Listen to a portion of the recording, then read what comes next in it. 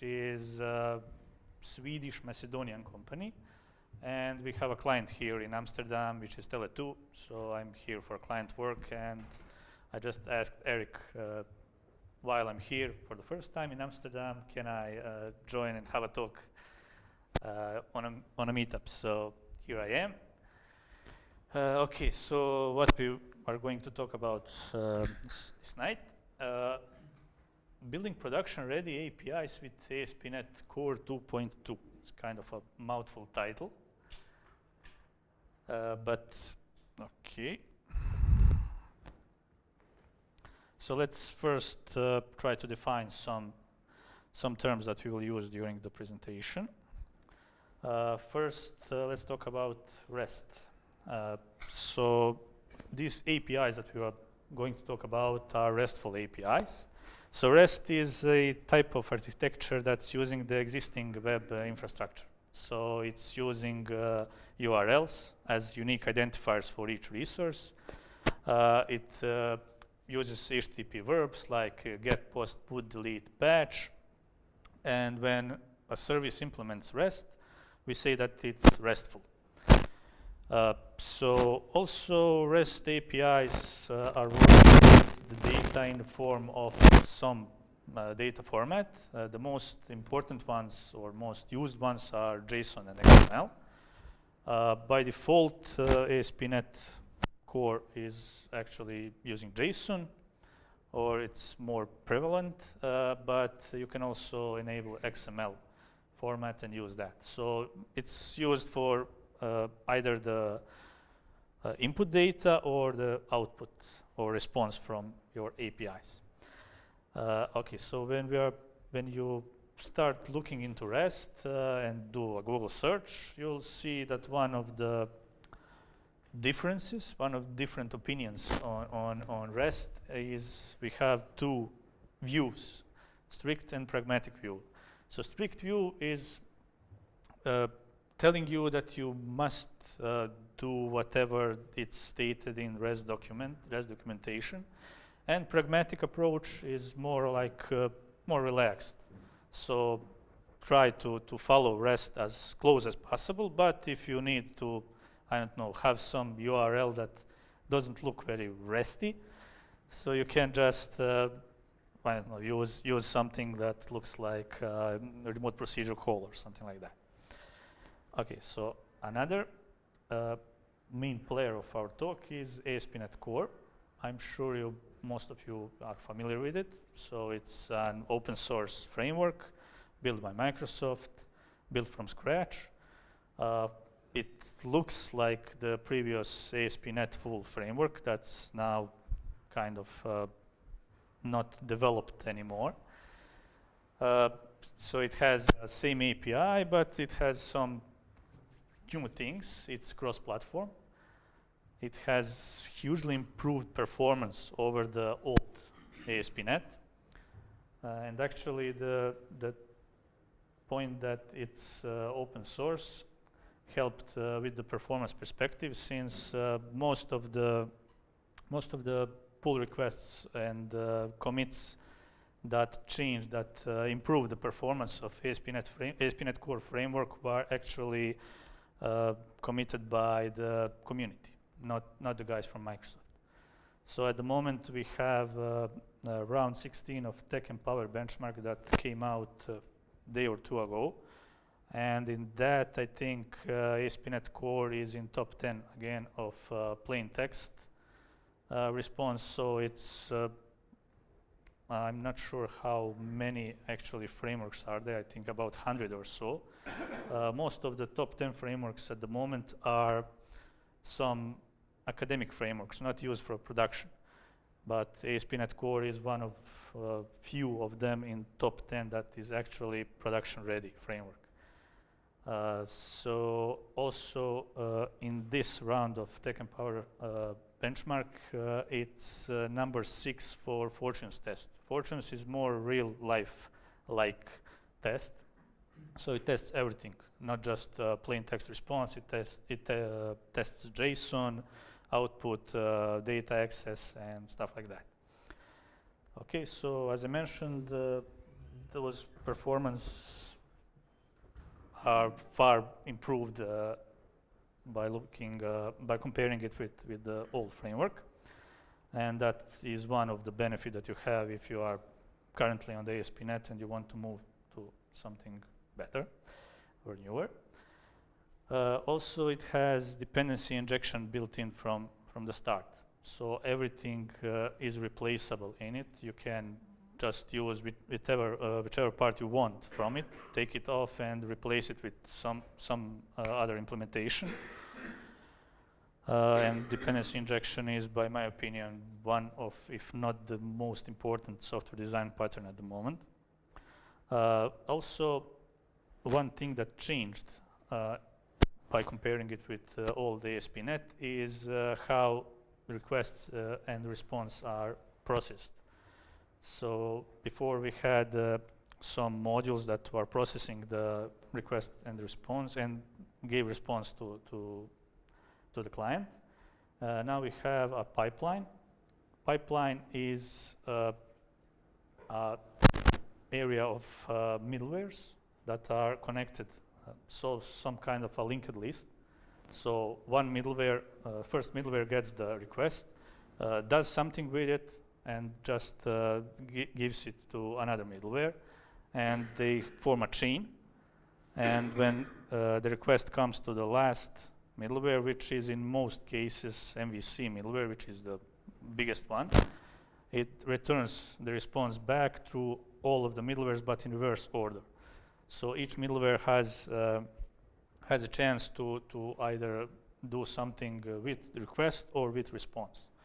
And this model is pretty easy to grasp. It's not hard as we had before. Also, we have action filters. Action filters are actually part of MVC middleware.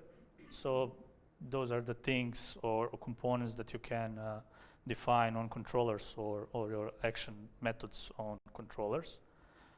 And you can do something with the request or with the response. What else? Routing. We said before that REST APIs define resources via unique URLs.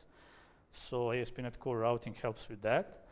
We have two different ways to define routing, either through conventions or through attributes. Convention-based routing is not really used for APIs. It's more used in MVC pattern for views. But attribute routing is more API thing. So in the latest version of ASP.NET Core, this routing also changed and moved down a bit. It was more entangled with MVC middleware before, and now it moved a step down, and it can be used from other middlewares, like from SignalR or something. Also, what else do we have? Content negotiation. Content negotiation is actually the way to have different outputs based on the user input. So as a client, you can ask for either JSON, XML, or some other format, and the Web API will just return you that, or ASP.NET Core will return you that. So you don't, as a developer, you don't need to define or program different formats. You just define that in your startup class, and it, based on the client request, it just returns you what the client wants. Then we have configuration. Configuration is new. It's part of .NET Core. And it replaces the old web config that you had before with a lot of more granular pattern. So you can have environment-specific configuration, like by default you can have app settings file for each environment you have, for development, for staging, for production. You can have settings defined in environment variables, in user secrets, which is kind of a way to avoid stuffing all of your important things away from source control and from app settings and leave that on your machine. So do not commit the things that are security sensitive. Then we have logging. For logging, we have infrastructure, and by default, we have logging to console and to debug. So if you attach a debugger to a running application, you'll just get logging responses from that. You can inject any kind of log output you want, or you can use some existing logging framework like nlog, log4net, serilog, or something like that. All of them have support for .NET Core. Okay, so ASP.NET Core 2.1, it came out this year, I believe. One important thing that they were stating is the first line. So making MVC into an opinionated, forward-thinking batteries included framework for HTTP APIs. So they were committed to make this the best possible platform for APIs, for REST APIs. And some new things came with this version, like HTTPS by default. So before we had to include this manually or add it to startup. Now it's by default in. And of course, since we are talking about APIs, you always should use HTTPS, and not just for APIs, for all kind of web applications.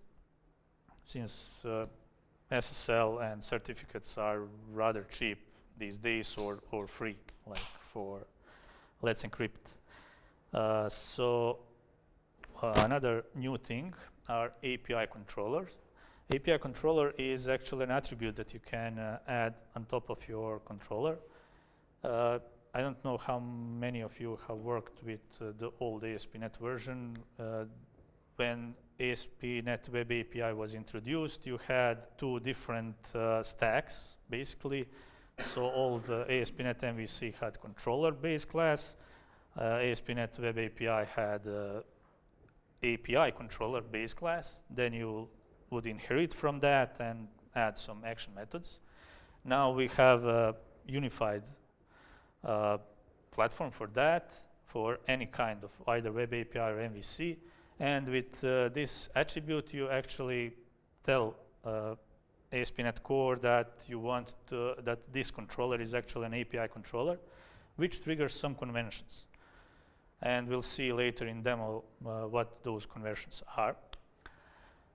Then we have action result of T. This is a generic class. So before ASP.NET Core 2.1, we had only iAction result, which is an interface. Why this was introduced? Because it helps with generating Swagger metadata, and you'll see how that's done later. And another thing which is more low level is that Kestrel, which is a web platform or web, how do you call it? Web server, yeah. That's web server that comes integrated in ASP.NET Core, and it's not yet production ready.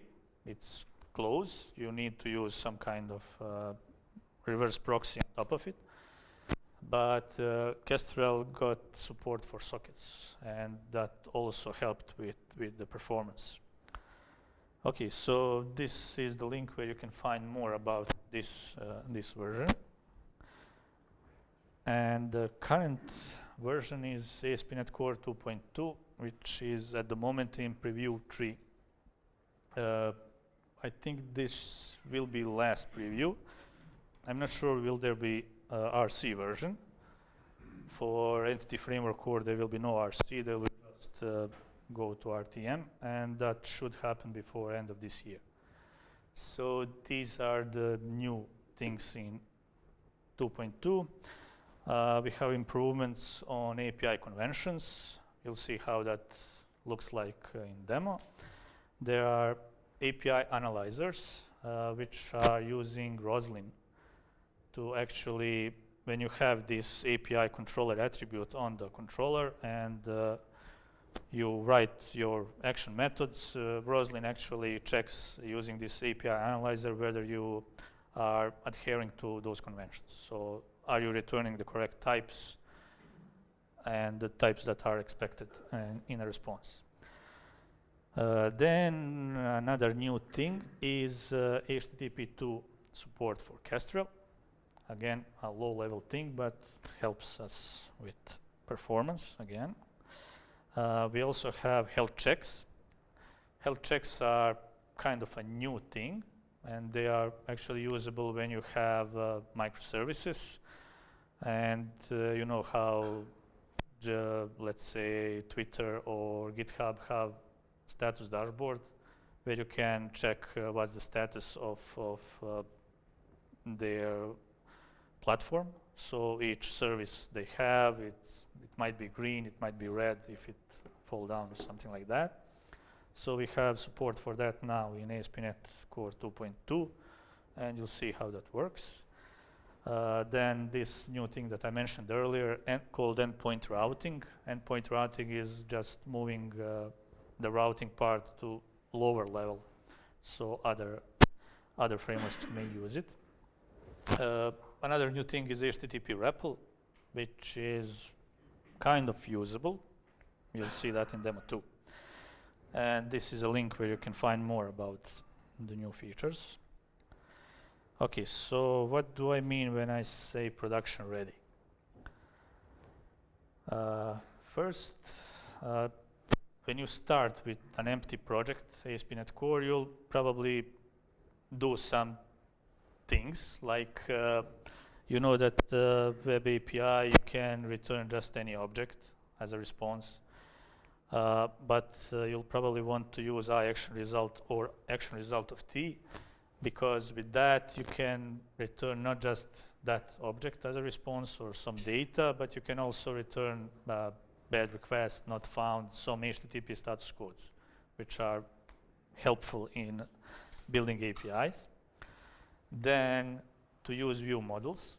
So whether you call these view models, input models, binding models, or something like that, these are custom DTO classes that you use as requests and responses. So the point is not to use the classes that are, for instance, domain entity objects and that are loaded from the database and saved directly to the database, but just to have a subset of those properties and use that. Why is that important? So let's say if you have like a user endpoint, you have your application where user can change their profile image, for instance. And the user goes there, selects a new image, and clicks save, and opens web developer tools and see what the request looks like, and decides, I can just, in addition to this image, I can just add is admin true, for instance. And by chance, your domain object also have is admin true, which controls if your entity is, if your user is admin or not. And when user sends that with is admin, it actually becomes admin of your application and can change anything. So this looks kind of naive, but it's actually a real case that happened, I think, in 2011 with Ruby on Rails. So Ruby on Rails is using active record pattern for object relational mapping, and they had this issue actually. So you could just use something and make yourself admin for that. So one developer found out that issue, and since Ruby on Rails is hosted on GitHub, there is a repository for Ruby on Rails on GitHub. He created pull requests, he created the issue, and he notified the actual developers of Ruby on Rails that there is a problem with it. And he was ignored for a few days. And so he remembered that GitHub itself is built on Ruby on Rails. So he kind of used that, the hole, and he made himself admin of Ruby on Rails repository on GitHub. Then he merged that pull request in and applied, and of course then he bragged about it on social media, and stuff like that. So don't be that guy, or be that guy. Don't be Ruby on Rails team. So that's the point. Okay, so another thing connected with that: always do input validation. Never trust the user, your client. Then exception handling, of course, you don't want any error that happens on your API to just give every detail to the client. You need to form that out and remove the necessary or security related things.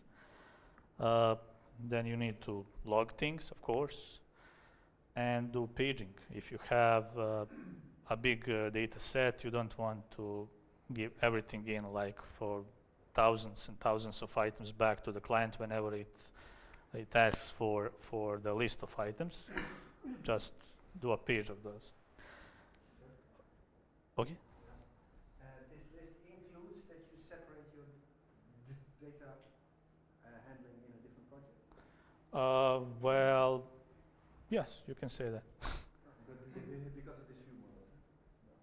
Yeah, you can say that. Okay, so how this presentation works, I have a demo, and it has several steps defined in different branches on GitHub.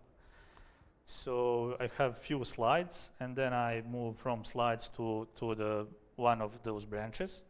But since it will take some time to do a switching, I'll just go through all the slides, and then we'll get back to the demo.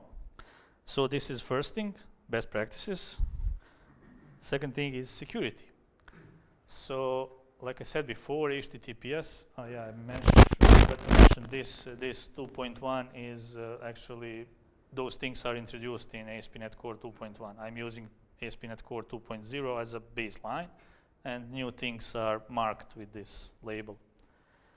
So HTTPS by default in 2.1. For API authorization, we are mostly using, or almost always using, OAuth 2.0, which is a standard for authorization. And for this demo application will be using token-based authentication with JWT, or JSON Web Tokens. And also in the application, you'll see that I generate those tokens in a demo controller. So don't use that. Of course, you'll have some kind of token server or authorization server, which gets you those tokens. If you need to implement your own authentication server, authorization server, you'll use something like Identity Server 4. It's an open source framework, which is, it's an old framework that's, I don't know, it has support for old ASP.NET, but it also, Identity Server 4 has support for core. And with it you can just it has support for OAuth 2.0 and support for OpenID Connect. So those are two different things that you want to do.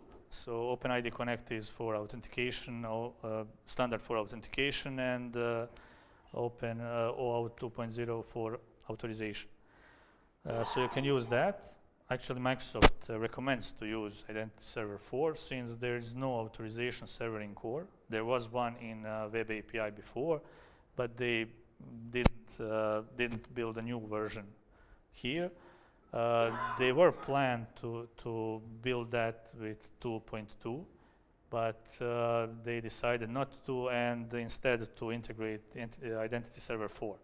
So with 2.2, I believe, maybe in 3.0 you'll have support for Identity Server 4 out of the box, and the configuration will be really simple, like app.use identity server or something like that. If you want to use some third party, you can use Auth0 or Okta. Those are also authorization authentication servers. Okay, next thing, testing. So we all know that testing is really important. There are different ways we can test our application, either doing automated testing like unit testing, integration testing. Of course, we never do enough of those. Then you'll have manual testing. So whenever you need to quickly test something using some tools like Postman, which we'll see a bit later, and Fiddler or something like that. Then there are stress testing, load testing. There are few tools for that I found while Googling. They have pretty strange names, Loader, Artillery, and Gatling. So those are for that. And yeah, now what every developer loves to do, to write documentation, yeah. So for documentation, you'll mostly use Swagger. Swagger is not just for that. It's actually an API framework. You can do a lot of things with him. Recently, I think a year ago, the company that produced Swagger gave it to open source to be foundation for Open API Specification 3.0. So that's currently standard. You'll find that it's called Swagger still, but yeah, it's now new name is Open API Specification 3.0. So it's an API framework. You can use it to generate documentation for your APIs. You can actually define your APIs with it and then generate it. You can automate API testing. There are a lot of scenarios where you can use Swagger for. So we'll see how it's integrated into ASP.NET Core later. Okay, so another new thing are API analyzers. They are coming with 2.2 and Swagger support. We had some new things in 2.1 and some are new in 2.2. API analyzers I spoke about earlier. Those are Roslyn things that just check whether your APIs conform to some conventions. For Swagger, to actually add it to your ASP.NET Core APIs, you'll use either Swashbuckler and Swag. Those are two most popular NuGet packages. And you'll use Swagger UI to just display the documentation for your API. Okay, so you implemented everything, you released your API, and now you can rest. Everything is rainbows and unicorns, yeah? So you know that's not the case. When you do actual deployments, the problem starts, of course. One of the problems you might face is that some users are abusing your APIs. They are making too much requests on it and actually affecting other users. So you can add user limiting.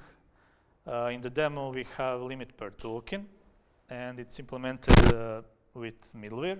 You can implement it with middleware or action filter. So per token, that means per JVT token. So if you use the same JVT token, you cannot call your APIs more than, let's say, once in 5 seconds, which is a case in demo. Or you can use this library from Stefan Prodan, ASP.NET Core rate limit. It allows you to limit per client IP or per client ID header.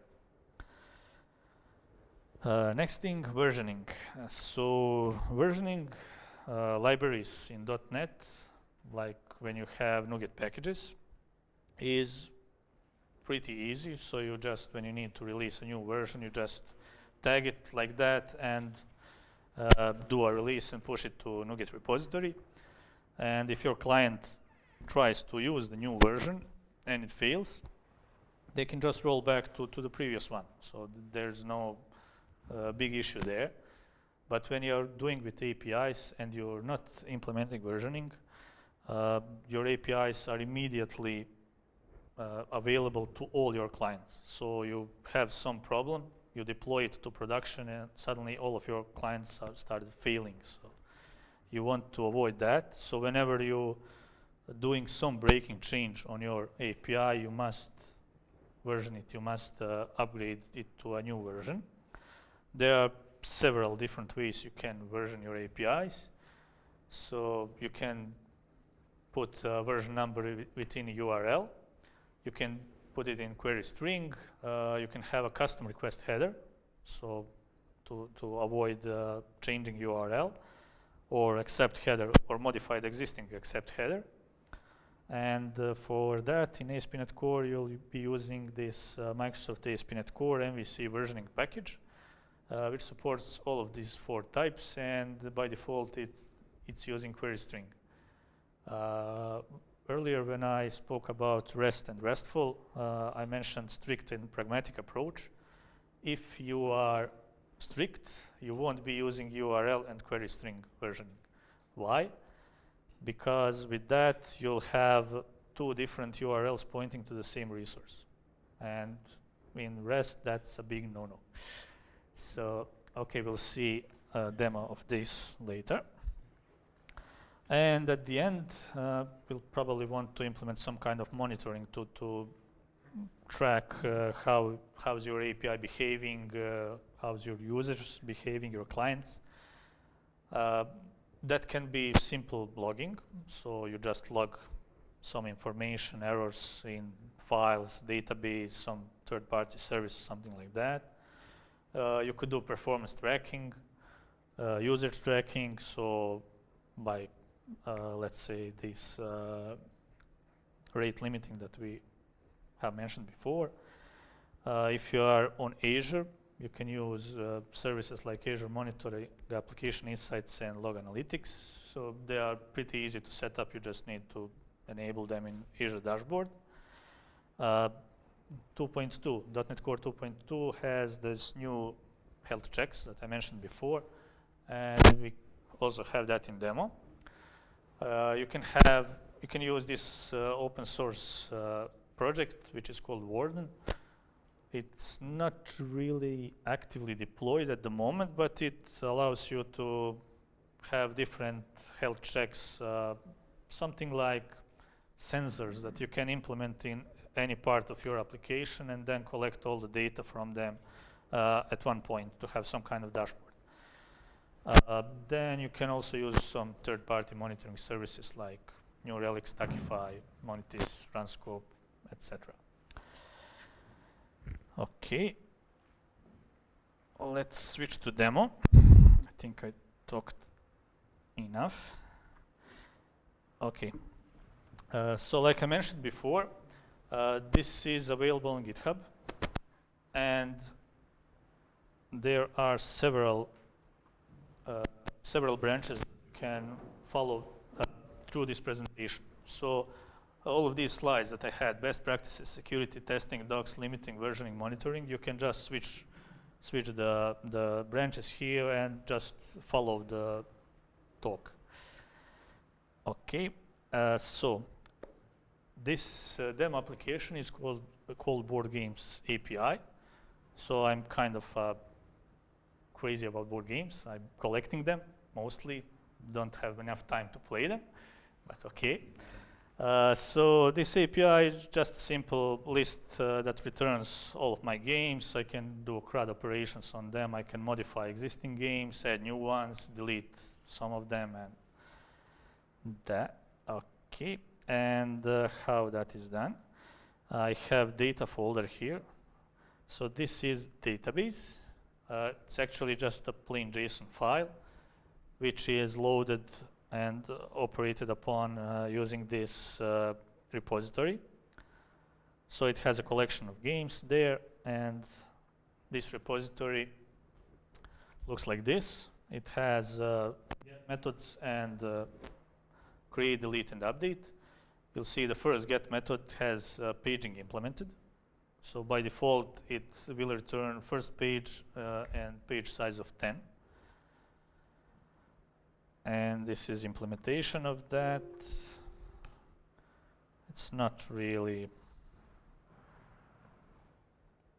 interested, since we have just get page, which calls get games, and then just uses subset of that. Get by ID just finds the first one which matches the ID given. Create game just saves that to the list. Delete deletes one with the ID, and update, of course, updates and saves the new version of the game with that ID. And get games just loads the resource from the assembly, and that's it. Okay. So let's take a look at startup. So startup is the main entry point of the ASP.NET Core application. It has two methods. One is configure services. Configure services, with it you define which services are necessary for dependency injection throughout the entire application. So in here I'm adding games repository as a singleton. So that means only one instance will be available throughout the lifetime of the application. Then we have add MVC and set compatibility version. So this is necessary in 2.1 and 2.2 if you want to use the new features of that specific platform. So you can use ASP.NET Core 2.2 and set the compatibility level to 2.0 if you have some problems with it. But this is by default. And another method is configure. And in configure method, you define your pipeline. So here you define middlewares that are connected and form your pipeline. And it's important in which order you add them.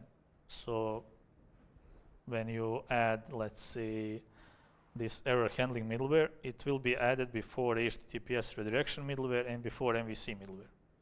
So it will have a chance to modify something and do something with requests before other middlewares do.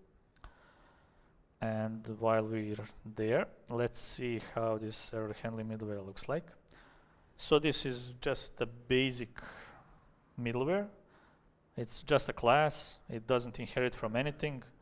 It needs to have an invoke method, and invoke accepts HTTP context. And all this middleware does is just tries to call next middleware in chain. And if something happens there, some error, exception, it just logs it and handles it on some way. And handling is done here. So it sets response code, in this case internal server error. You could check which type of exception it has, and depending on the type you can just return other response codes. And then we are just creating this problem details, which is a new thing in 2.1, and it allows you to format the error according to the RFC 7807 specification. So this is a standard that they are currently using in ASP.NET Core, and it just serializes that JSON and returns it to client. Okay, and one more thing to show is actual controller. So we have API controller here. It inherits from controller. It has route defined, and then we have methods. So we have delete, post, put, and get. Delete method accepts ID, so this is routing here. By default, this is the default route, API/games. And then for delete, it will be API/games/some ID. Also for other methods. For HTTP GET, we have GET all. This is with paging. And we also have GET single game, which just accepts one ID and returns a single game. Also, you'll see that we are using action result of game. And in case we cannot find ID, or it doesn't exist, or something like that, we just return 404. So this is HTTP 404 status code. Also in put, we have the same. So this is it. We have also logging defined in each call, so it logs something at console or debug, depending on where we defined it to do that. And yeah, I also forgot about models. So we have game model. This is actually our domain entity, and this is view model or binding model or whatever, which has validation there. Also, I mentioned that API controller attribute defines some conventions. If you add that, you don't need to specify that if not model state is valid, return bad request. That is done automatically. So all the validation with the data annotation is done automatically. You don't need to specify that after you define API controller attribute on top of the controller. Okay, I think I went through all. So let's see how that is working. So when we run it in browser, Firefox gives us by default /API/games, and it gives us nicely formatted JSON response. But of course, it is hard to do that in browser, so let's use a tool for that. This is Postman. I mentioned it when I talked about the tools that you can use for manual testing. It does a lot of things. You can use it for automated testing too. It can generate some tests. You can run them using your npm tools or things like that. And it's in here I have a collection of calls, and also this collection is exported, and you have it on the GitHub, so as part of the code, so you can play with it. Okay, so we have get all games. When you call that, you'll get status HTTP OK, and you'll have 5, I believe, since size 5 is given there. So this is one page of 5 items. You can also call get game by ID by giving it the ID, and it also returns 200 OK. You can create new game. When you create games, you need to define what you're creating in the body. So this will be bound to the game input or game view model there on server side. And when you call it, it will return 201 created. So that's also by REST standard. And within that created call, it will also return location. So this is an actual URL of the resource. So whenever you return 201 created, you need to return URL to the actual resource. Then we have update game, which is doing almost the same thing. And we have delete. When you call delete the first time, it just deletes and returns 200 OK. When you call it second time, it returns not found, and it formats the response like this. So this is also added to 2.1. RFC 7807 something. Yeah. Okay. So let's switch to security. Okay, so now we have a new things in startup. We have this add JVT barrier authentication. So, like I said before in presentation, we'll be using JVT tokens for authentication.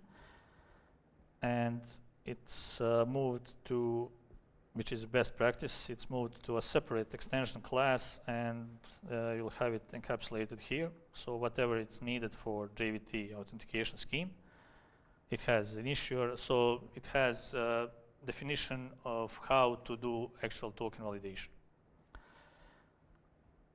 And another thing that's added is this use authentication. So it's added before MVC, but after this error handling middleware. Okay, and on games controller, we now have this authorize attribute, which actually says that the client cannot call this methods unless it's authorized, it has a valid JVT token. We also have this authorized roles equal admin on all the writable methods. So when you create, delete, or update existing items, you need to be admin. You need to have JVT token which has admin role. And on get methods, you can just be authenticated with a valid JVT token and it's okay. It will give you read-only access. A question about that? Yeah. Can you also do that more custom-made for your own needs? Mm-hmm. So implement like a variety attribute and... Yeah, there are policies actually. There are things called policies, and you can define, instead of roles, you can define policies. Policies you can define in your startup class, and there you can set like, I don't know, if user is at least 18 and max 77 years old, then it's allowed to do that. And you just define here authorize policy equals and name of the policy, and it will use that. So that's a more granular and better approach actually than roles. Is that new in the core? Yeah, new in .NET Core, yeah. Okay, what else? I said earlier about this, how we generate tokens, so don't do that in production.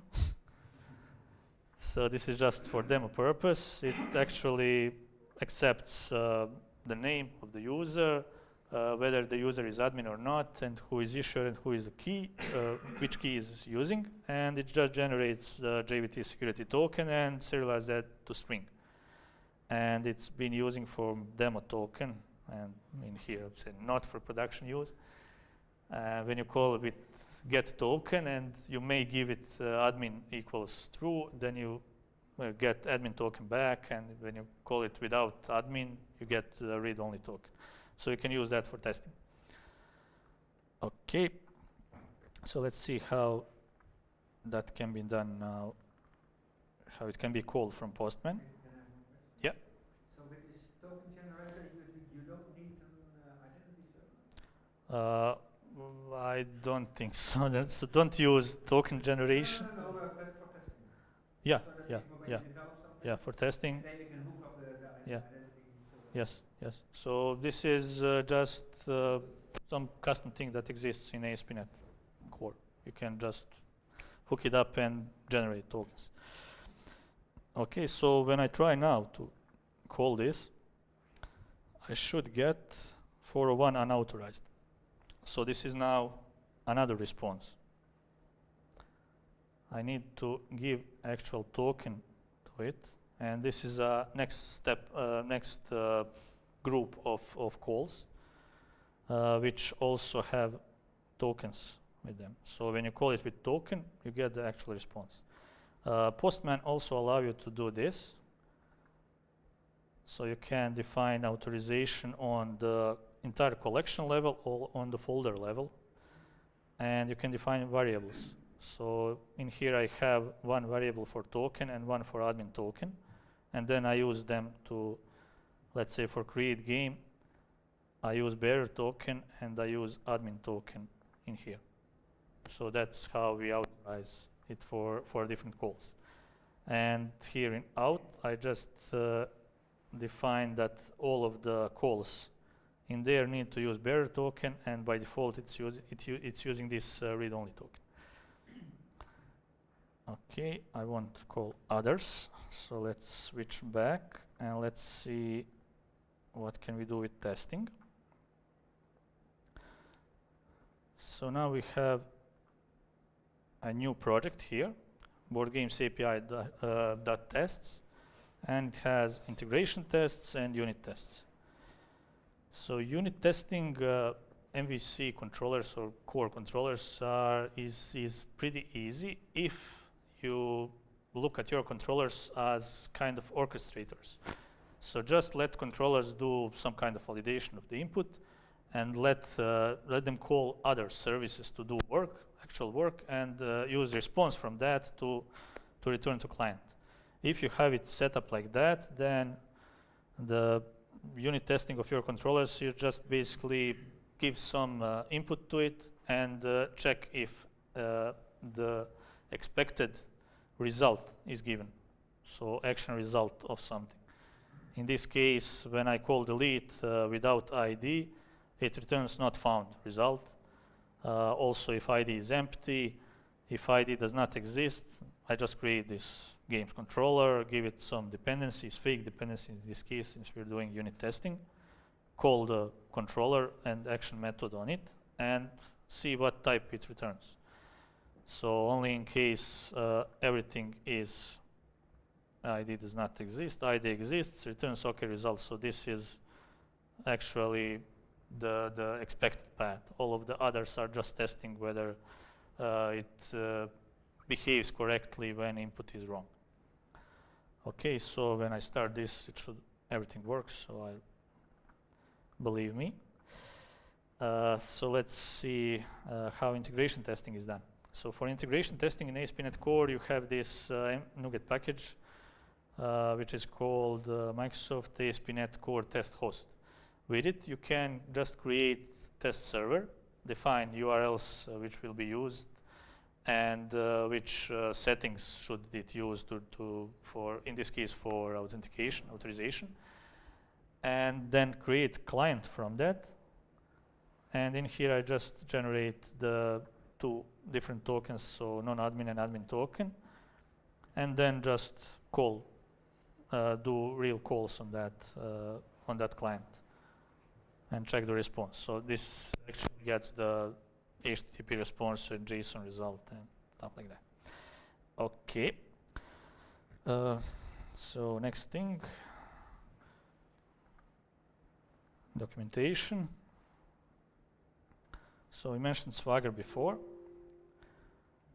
and in this demo, I'm using nswag, NuGet package for Swagger, and I have it here. So services add Swagger, so that just adds all the services that are necessary for Swagger support. And in here I have app use Swagger, so this adds Swagger middleware in there. And this is Swagger extension. So in here I have some settings, some default metadata for the entire application. And Swagger also is good for using the existing sources, like for instance, this one is using your XML comments. So I have added XML comments for all the models, for controllers, and it just uses all of that information and generates this for you. This is Swagger UI, and the actual Swagger file. So this is Swagger. It's just a simple JSON file with all the metadata that you need, and you can use that for whatever you want, basically. And this is Swagger UI, and we have games, and it displays all the endpoints here, and you can get all games. You can even try it out. If I try to do it now, I'll get error unauthorized for one, since I didn't give it the token. But I can also authorize it.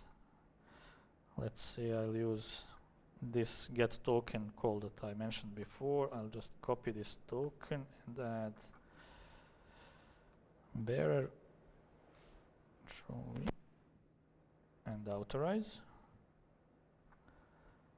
So if I try to do it now, I should get the correct response.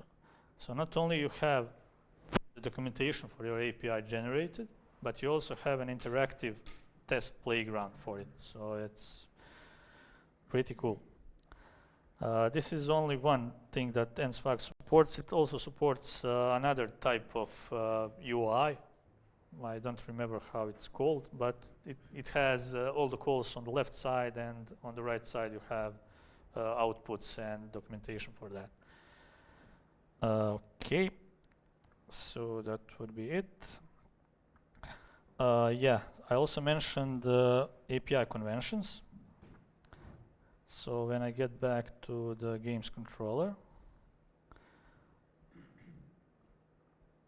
we have this API convention type, default API conventions. So default API conventions is a type that exists in the ASP.NET Core 2.2. That's something that you have out of the box, and you can see how it looks like using the Sharper, of course. So this is it. So it's just a plain API class, and it defines how your action methods look like and what will they generate, actually, how they will be recognized. So if you have a method that has a get prefix and it has an ID suffix, it's get method, and it should have response codes of 200 and 404. So it actually has those conventions there, and you can just create your own static class, add some conventions expected, and just stuff it into games controller here. And if I fail to follow, let's say for instance I am not returning this,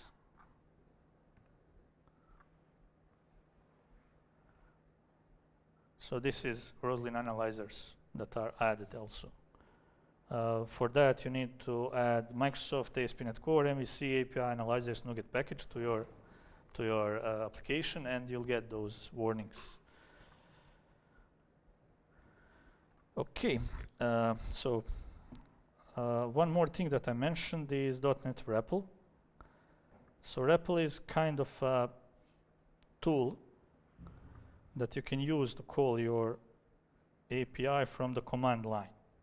So I'm not sure how that is functional, whether you would want that or not, but yeah, you can use that. So you can call it with .NET HTTP REPL, and you can what was that? Set base,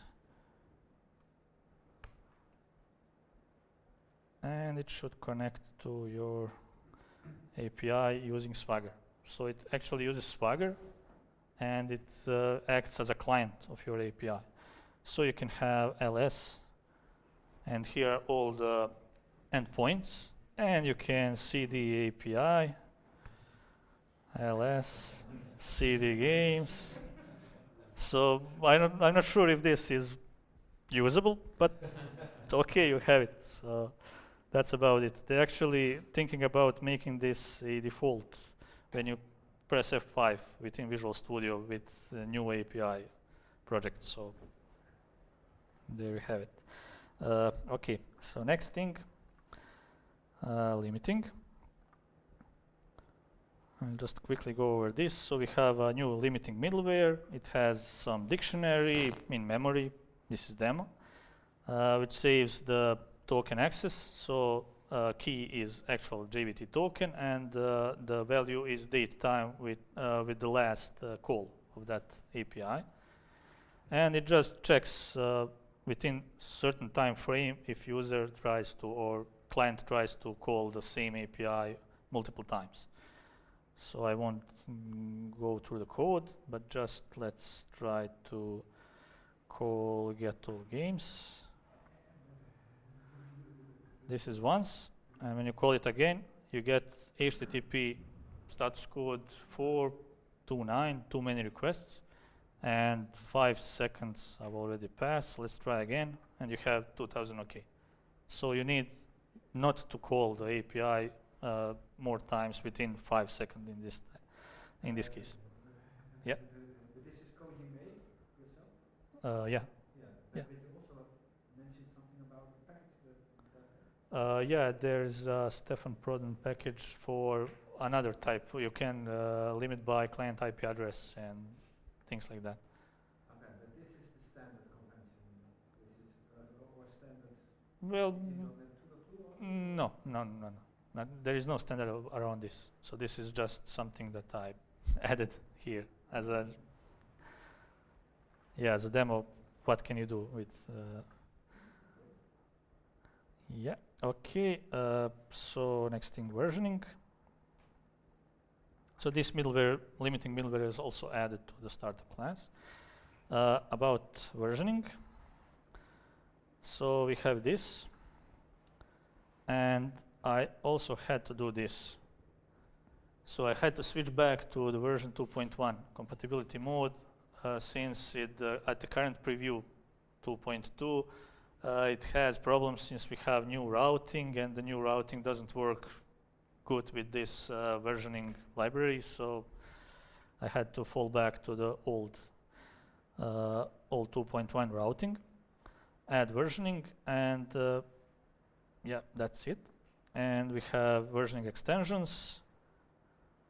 So this is just defines how versioning is done. So in our case, and this is also for the API Explorer that Swagger generator is using to actually generate everything. And now we have games controller with API version 1, which is now marked as deprecated. And we have 2 routes defined on it. So default route API games to work with all old clients, since we didn't have versioning before. And we have new route v something, which works with newer clients. And we also have v2 controller, which only has this route. So you need to define v2 on it to target it. You mentioned that you should not do that in the URL because it's not according to the REST context. Yeah, it's not RESTful. So if you want to do strict REST, don't do that. Do you also have an example how you do it in the request header? Or? Yeah, mostly request header or modifying the content header. So I don't know, GitHub, I believe is using it in content header. So it's application/JSON, then some column, semicolon, and then version. So it's up to you. Okay, and yeah, you can now see how that looks like in Swagger. Also, I have problem with Swagger since it's preview. You should see all the versions up there, but unfortunately it didn't recognize any methods here. So that should work in the RTM version. So how would you go about versioning models? Well, it depends. So basically, yeah. So basically, you're versioning your endpoints. So if you want to have, you can have different models for different endpoints for different versions. So it's not really something that's visible outside. You can just create another v2 model for if you have changes in that model, or you can use existing one if it's not changed. So. Would you not rather than use assembly versions and then have like different assemblies? Well, assemblies are not really necessary here. So yeah, basically, if you have separated domain assembly or something like that, yeah, maybe you can just use that. But it depends how much you change, actually. If it's just something in URL or it has different response, then just, I don't know, generate one class. Have one class different and all of the rest same. If it's not that big change. It depends, really, what you're trying to achieve. Okay. And yeah, the last thing was monitoring. So monitoring is I just added this here. So this is how you defined this health checks.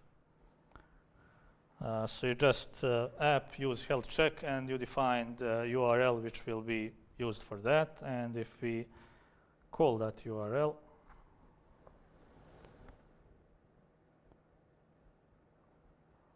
you get healthy by default.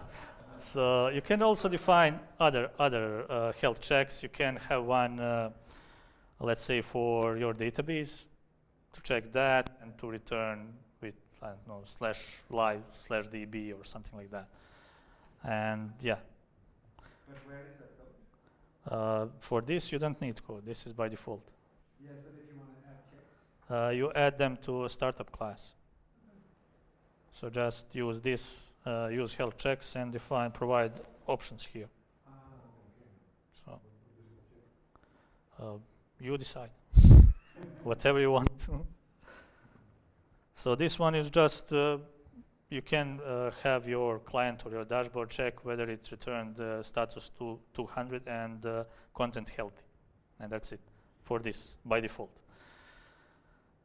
Okay, that was it for the demo. So let's close this up since it took more than an hour. Okay, so we went through all this. For further information, if you want to play with it, you can check Microsoft API guidelines. You can check all these specifications, standards. You can see alternatives like GraphQL. So this old talk was for REST APIs. You can check GraphQL, which is open source alternative to REST. Developed by Facebook, then given to open source. And you can see those APIs, like those are examples, and they are pretty good APIs. I used most or all of them.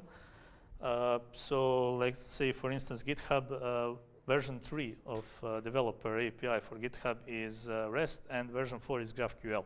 So you can compare how those two look like. Also, Nate Barbettini has this beautiful REST API samples and video course on GitHub. Be sure to check that. It's pretty awesome. And the samples for this is here, and the presentation is also included from one conference. I don't think it's this one, but yeah, this presentation is available on that address too. Okay, thank you.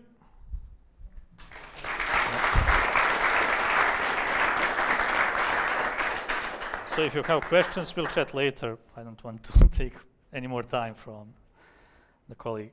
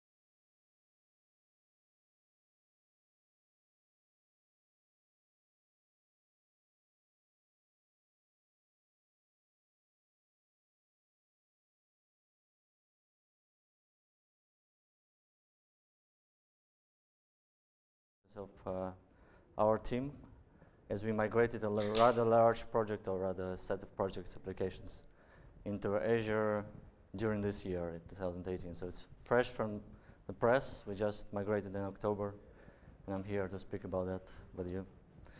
A bit about my background. I'm a software developer, so I'm talking from perspective of a software developer, not IT guy or not architect. My other passions are functional programming, F#, serverless. So that's what we can talk after the hours about. And I'm Azure MVP, which is just a title. In my previous life, like 6 years ago, I lived in Russia, St. Petersburg. I worked as a software developer, as a freelancer, basically doing contracts for European customers mostly. So very relaxed pace, no fixed schedule, no meetings at all. And then one day that changed. I moved to the Netherlands to work for a large corporation, or rather a branch of large corporation called Qualcomm. You might have heard of Qualcomm. If you don't, then probably in your mobile phone you have at least one chip from Qualcomm. Or otherwise they pay the royalty to Qualcomm because they have lots of patents and for stuff like mobile and CDMA. But immediately I felt like I'm in a big corporation, and of course you feel it mainly by attending a lot of meetings. One of those meetings was an IT meeting where the developers, like myself, were sitting on the table, and then on the other side there were IT guys. And then once a week or so we would talk to each other, and they would report how our applications are doing in production, like what kind of issues they get from us, from our code. And then we would explain them what they can expect from the next version, and like what are the new issues coming on the pipeline. So we would extend that talk, and I remember one vivid example. There was a discussion whether we should buy another SQL server. Our application is hard on SQL Server, several clusters, as you will see. And it's using sharding to spread the load, but apparently this wasn't enough. The performance wasn't great, so they were talking whether they can buy another SQL Server to help this. And that's a big thing, because first you need to order it through Qualcomm. Like it takes 3 or 4 months before you get the hardware. And then on top of that, you just have to buy the license for SQL Server. Of course, it's SQL Server Enterprise, which costs like $7,000 per core. So it's like buying a new house, that kind of estimates. And then when you get it, you still don't have administrative permissions for that server, because it's managed by Qualcomm. And if you need to do something real with it, you need to call a DBA who sits somewhere in California, and then he can set up some scripts for you or change permissions, that kind of environment. Fast forward to today, if I need a new SQL Server in Azure Cloud, I write JSON like this. That's actual copy-paste from our JSON definition. Then I put it into Git. Then if I'm brave enough, I click a button somewhere in continuous integration, and then after several minutes I will get the same SQL Server, same SQL Server running in Azure. So that's one example of the transformation that we went through. Of course it will not be useful at that point. You have to install stuff and so on, but it's so much easier these days. So the plan for the presentation is that we'll start with context, like explain where we were before, then how the decision to migrate to Azure was made, and then the main details would be in the implementation and the transition period of this year, and then a brief summary of lessons learned by our team. Just a quick show of hands, who has some idea about Azure services, used it in some way? Yeah, most of you. Okay, that helps. I will not explain everything in details because I don't have time. But basically we start with context. So what we had before, basically last year and before. First, the Qualcomm days were over about 3 years ago when they sold this division to a company called Strata. That's what you saw in the abstract. So it's actually Strata, not Qualcomm, and it's not a huge corporation, and it doesn't have that much money. They also don't have all those processes and meetings, but the money thing is important, because we kind of got all the hardware and licenses for Qualcomm, like that's yours, go do something with it. but then you still need to support it in the data center, you pay for renewals, and so on. So if I just were to explain the business in one slide, Astrata, our previous that branch of Qualcomm, we were doing fleet management, so you know all the trucks and vehicles going on the roads, big trucks with containers or with trailers. Truck is basically a network of devices inside of it. It has like onboard computer, it has sensors in tires, some data about fuel consumption, some data about data behavior, driver behavior, RESTful API. And then the dispatchers of those companies can get the data in usable format, make business decisions.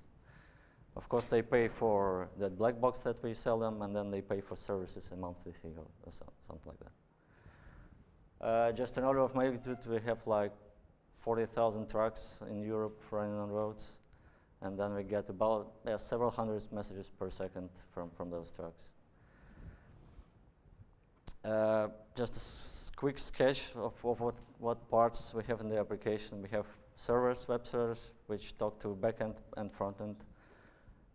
All the data processing is asynchronous, so we put all the data into a queue first, and then there is someone listening to this queue, processing the data, and then it puts data into database, which is always SQL Server. And there is another API which is not shown here to talk to front-end application of the user. So I'll kind of digest the migration on this part.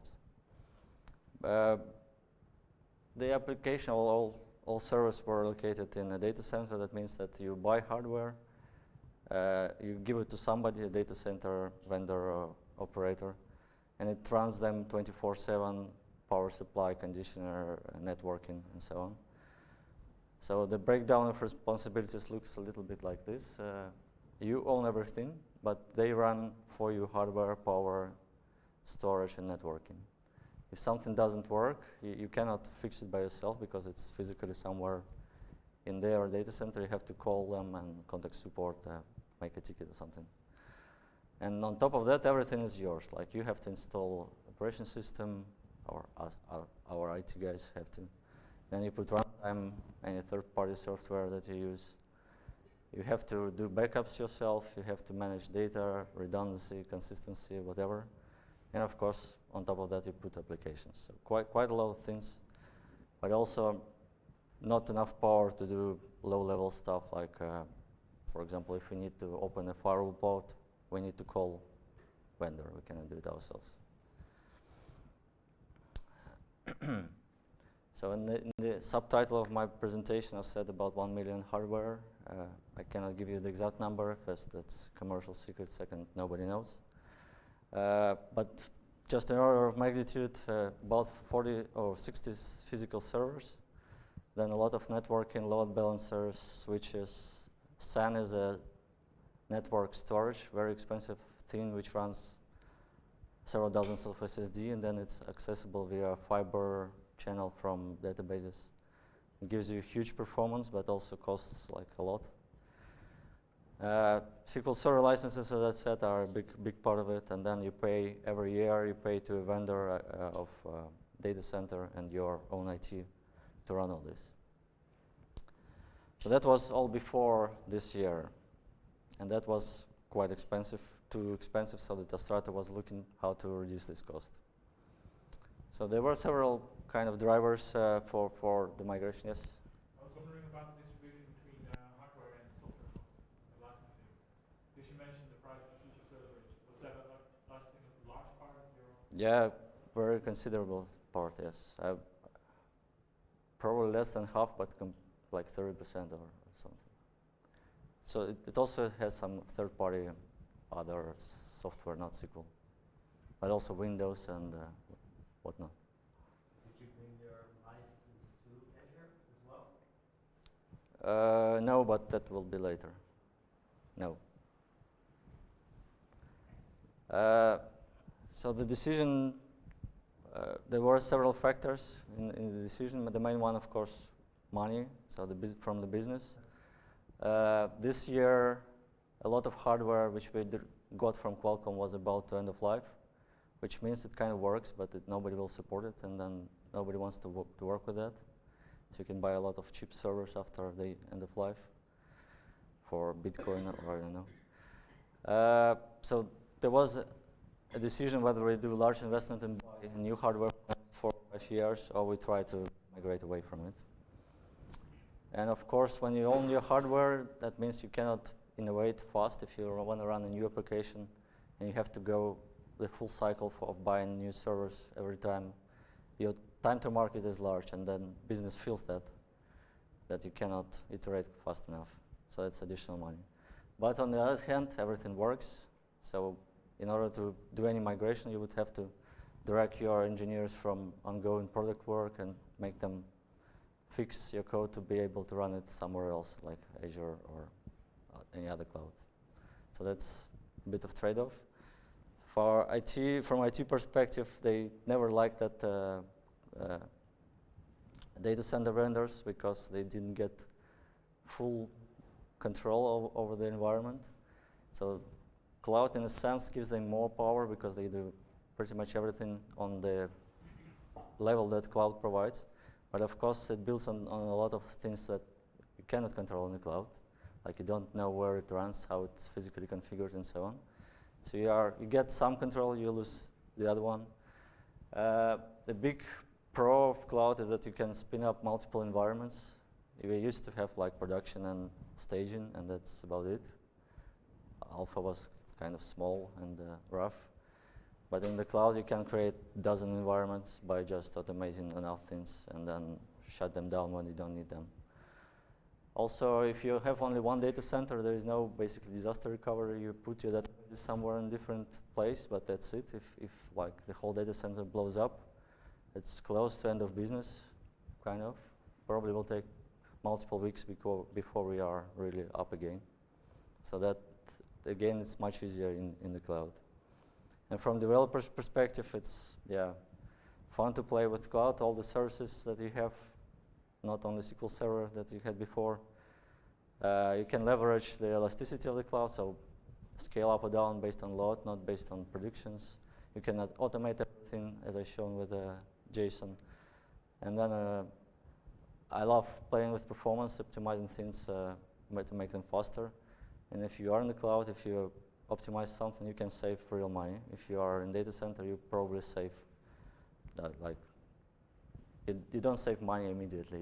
You buy some time for the future, for future loads, but that's not immediately tangible.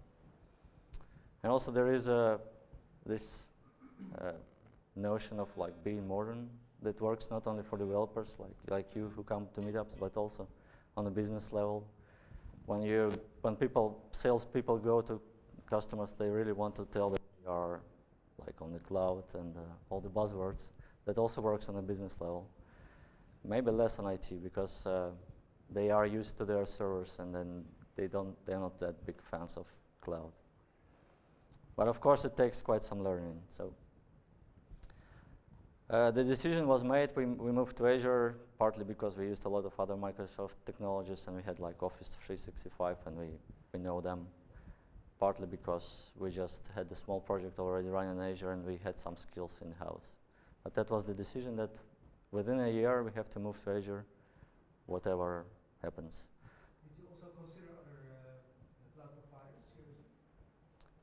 We considered, but I wouldn't say seriously. The other branch of Astrata are running on AWS, but they were not pushing us into anything, and then it's just matched everyone's expectations, and we just said Azure. We did not really run comparison, competitive analysis, price analysis. No. So there are basically two strategies. We used both for lower level networking, like connecting to operators, like mobile operators and third parties. They do a lot of things like VPNs and custom network configuration and that kind of things. So that part of the system, they just took the existing VMs from the data center, deployed them to Azure, and it runs as is. It sounds simple, but it actually took them many months to figure out all the configurations that you have to do so that it actually works. So it's not as trivial. Networking is hard, even for people who know them. But for our own internal applications, we decided that we want to leverage PaaS, or platform as a service, as much as possible. So we converted all of our application blocks into Azure PaaS services. And that basically means that you leverage a lot of the cloud. On this diagram, it's only application. Of course, there are different things to configure and deploy and monitor and so on. But basically, they handle all their infrastructure for you, and then you run on top of everything set up and ready.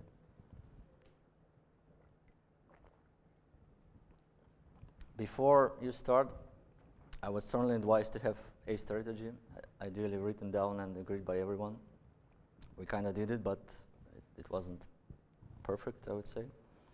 But at least we told us ourselves how we are going to approach cloud, that PaaS is better than IaaS.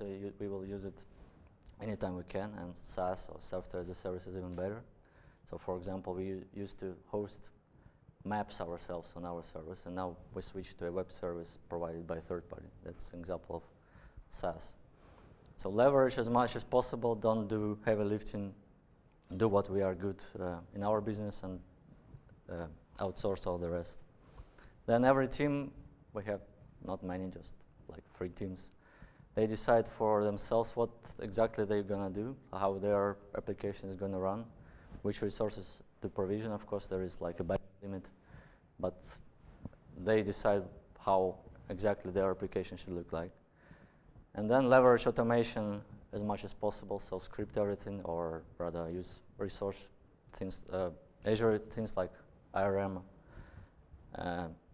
leverage continuous integration, continuous delivery, and also the elasticity of the cloud, so being able to scale up and down based on demand.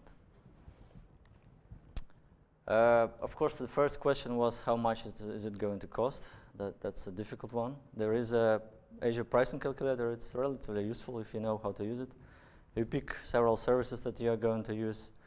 For every service, you say, like, I want this tier, and on average, this amount of instances, and then it will give you a price back. And then you do it for every service that you're going to use and get a number back. Like, that's just an example. It's not our... but ours is more. I think, I'm not sure. But of course, reliability of this depends on what garbage in, garbage out. If you don't know what to put there, you will not get a reliable estimate. So several ways to improve it. First, you need to learn what that means. If you first time open this page, you don't know what to select there and what are all those buzzwords. Then it helps to run something in Azure, actually to do it cheaper on small scale, just to learn what kind of costs you get. We've heard people complaining about high network costs because you pay for traffic. For us, it's just almost zero. But on contrast, for example, application sites appear to be quite an expensive service. So you wouldn't know that until you run something on Azure, something comparable.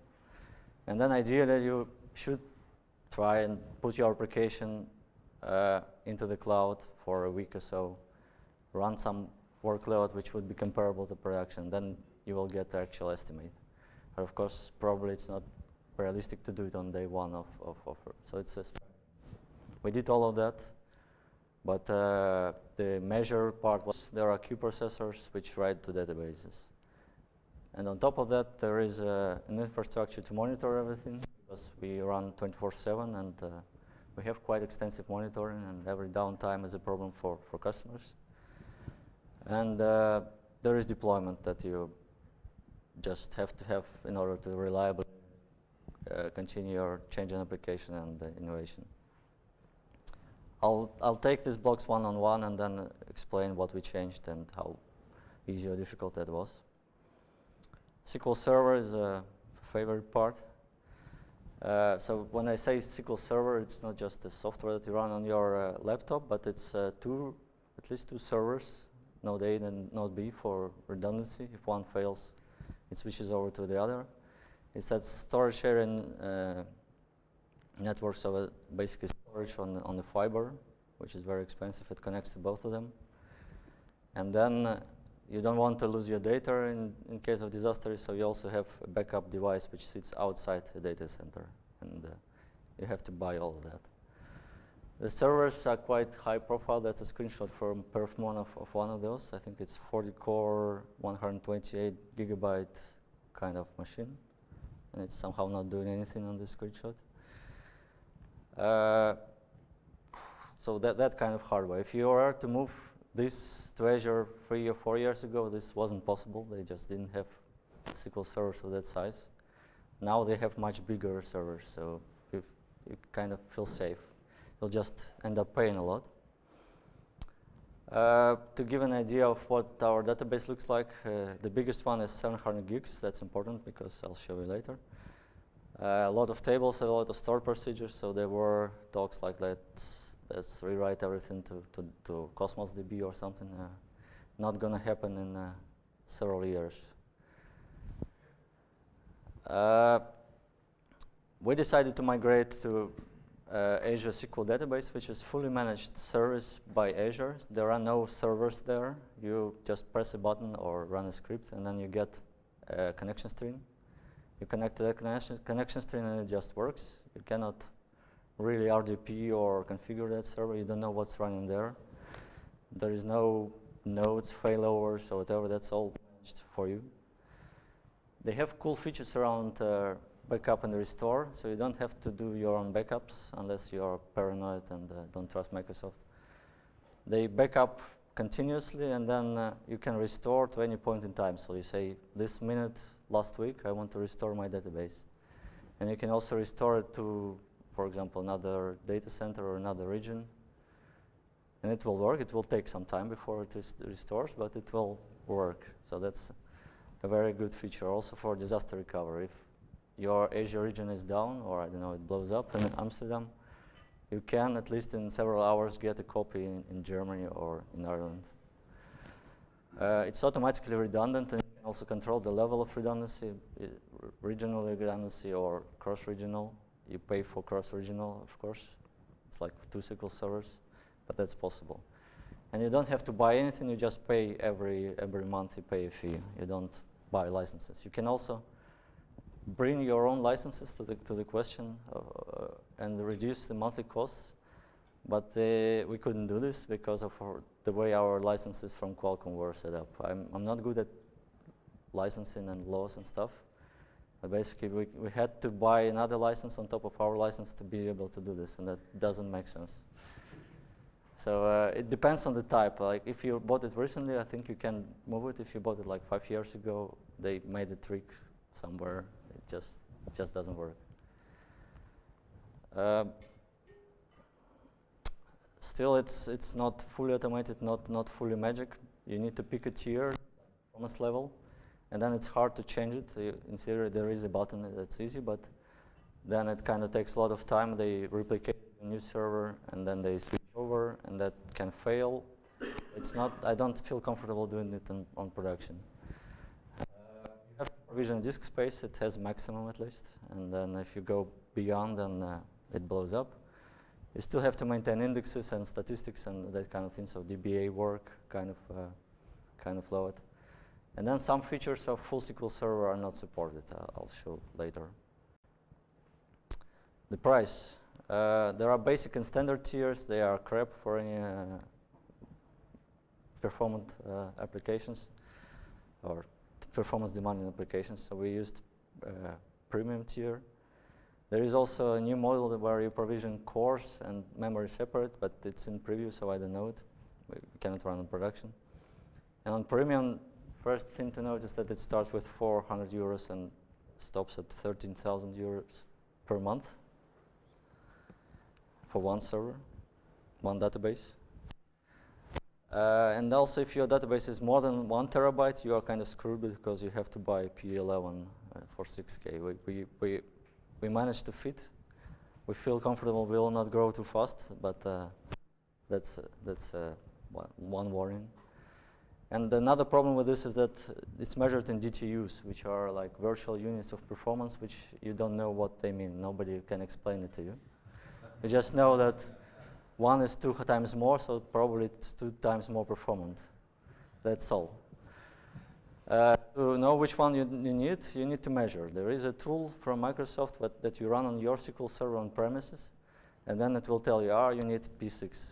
That's all that it tells. Or the amount of DTUs. I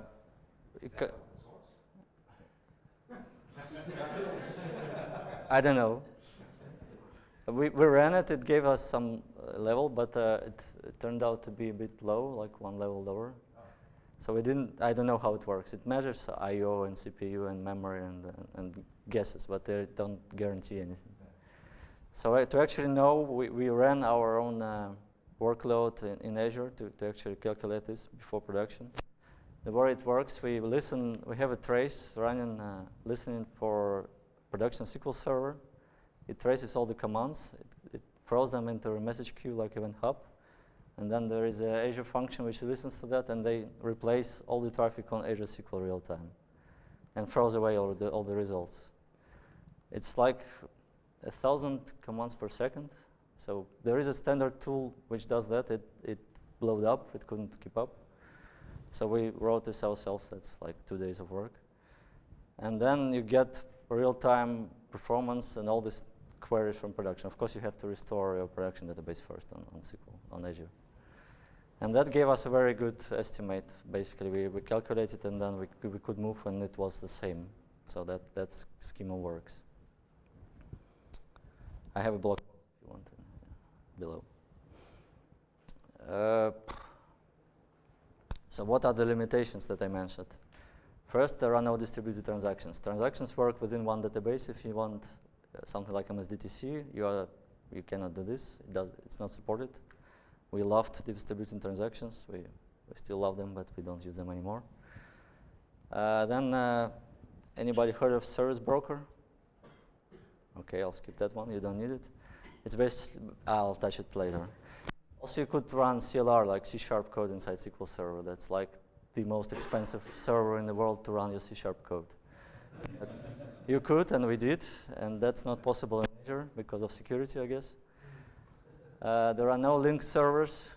You can do remote queries, but they are not exactly, don't provide the same guarantees like, again, transactions, and they fail sometimes. And also, not that nice thing that you cannot just restore your database from bug file. It doesn't work. You have to use Azure SQL specific tools for that. And that affects migration, because for migration, they suggest two scenarios. First, you shut down your old SQL server. You stop traffic from it. You make something called export, basically export the whole database in a file. And then you import your database into Azure SQL. And then you run your production traffic to the new SQL. When we measured this, it took us like 2 days to make, so 2 days of downtime. We cannot do this. That's very expensive. So there is a second scenario. That's a fancy picture from Microsoft, but what happens here, you spin up a new SQL server, which is called distributor. Your old SQL server becomes a publisher. Distributor basically do replication. It listens for a publisher and immediately publishes to subscriber. Then you run it for long enough so that it catches up, and then it's live, and then you shut down the publisher. You wait until it gets all the transactions, and you just redirect the traffic. So that worked. We used it for production migration. It's like 10 minutes of downtime, ideally. It's not that easy because a lot of technical things, but you cannot replicate all of the stuff, and then after it's done, you have to run some maintenance scripts to actually mark your indexes as production ready and rebuild a little bit and blah, blah, blah. So it's quite a journey, and the total downtime was like half an hour, but it's still much, much better than this thing. And usually when you migrated from normal SQL servers, you would take a full backup, and then you would take differential backup, and you would restore backup the previous day, and then differential backup is small, but you cannot do the SQL server, Azure. Right. And now for SQL web servers, that's easier story. Basically, we have several web APIs, ASP.NET Web APIs. 2 of them are public, one for backend, one for frontend. Everybody can access them from anywhere in the world. And then we have a number of other servers and APIs which sit inside the firewall boundary. the previous situation. And the firewall is nice, secure, so those API talk to each other through unsecure channels. No JWTs or no HTTPS even. We moved to Azure App Service.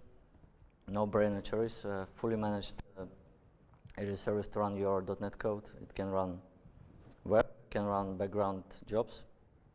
Awesome.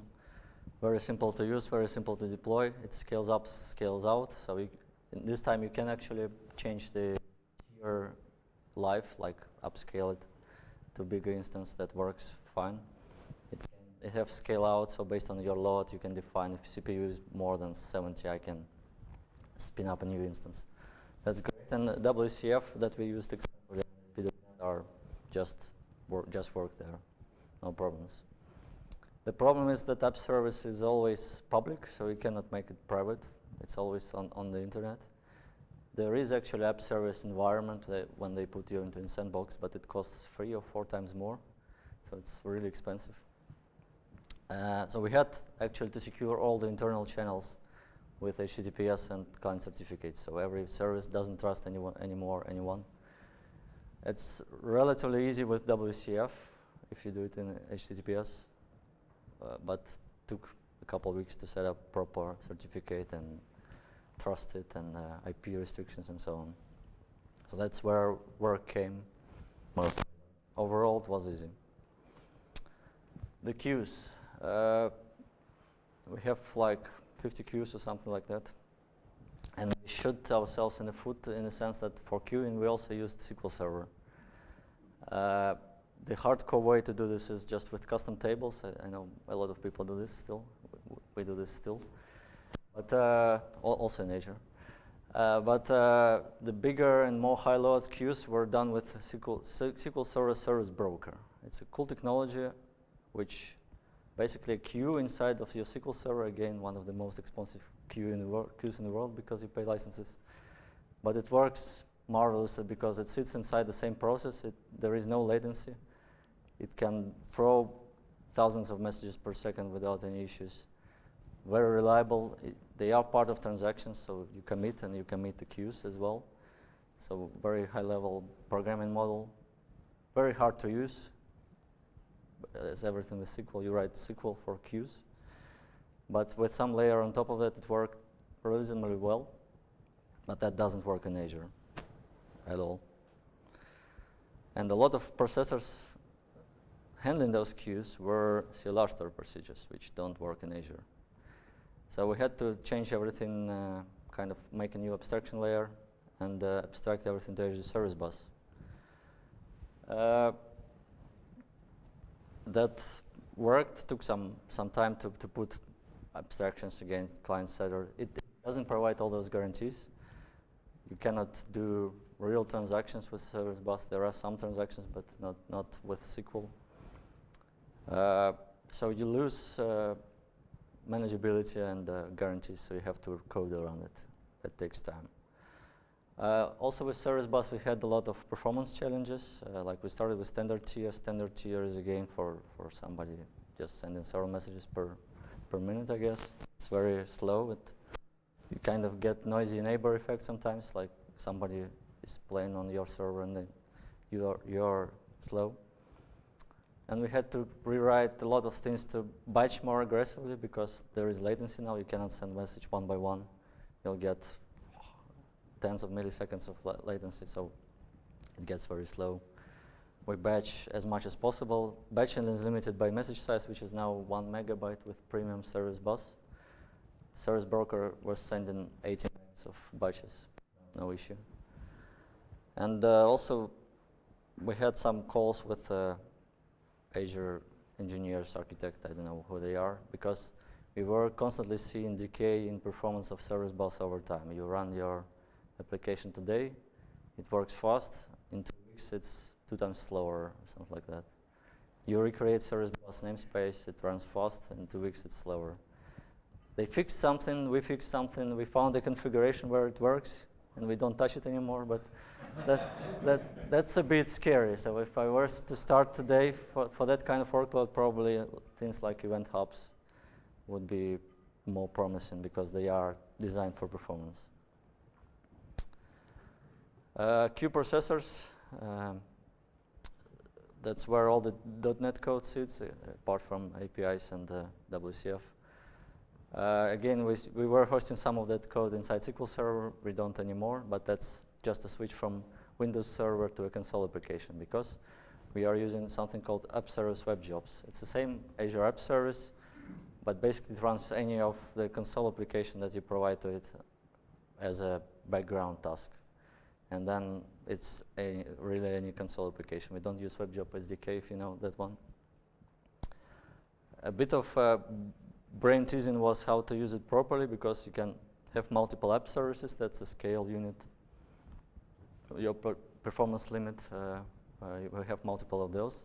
But then you can have multiple web jobs per each app service, and you can process multiple queues in each web job.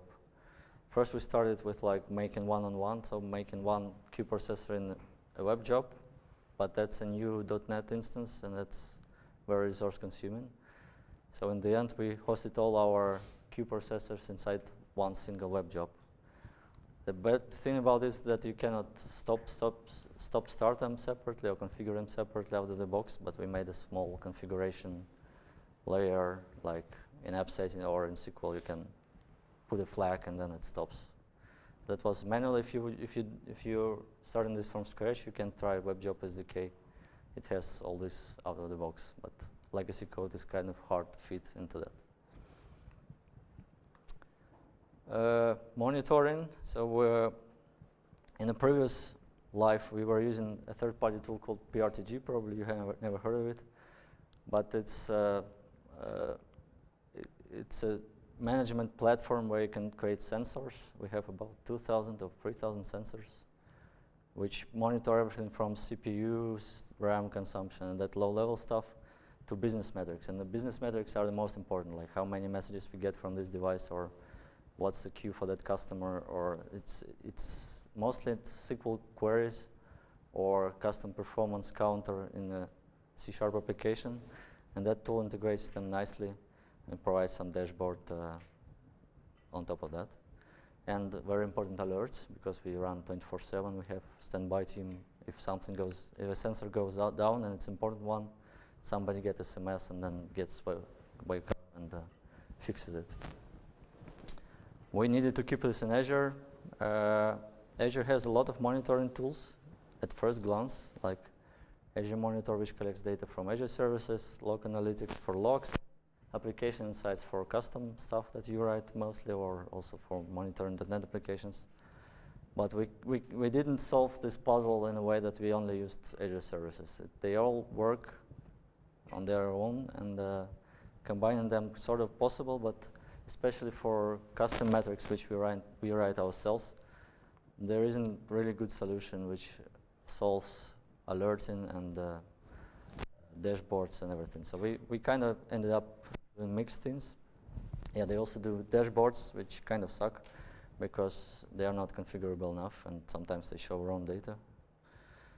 Haha.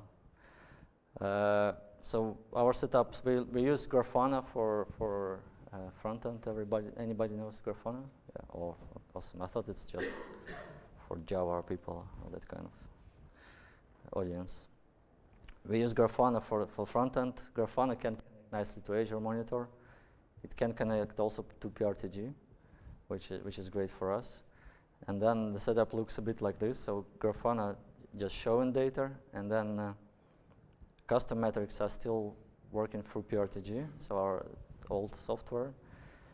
Then all alerting is also done through PRTG, and that's why PRTG also takes data from Azure, which was the biggest missing link in this schema, because PRTG doesn't know with Azure.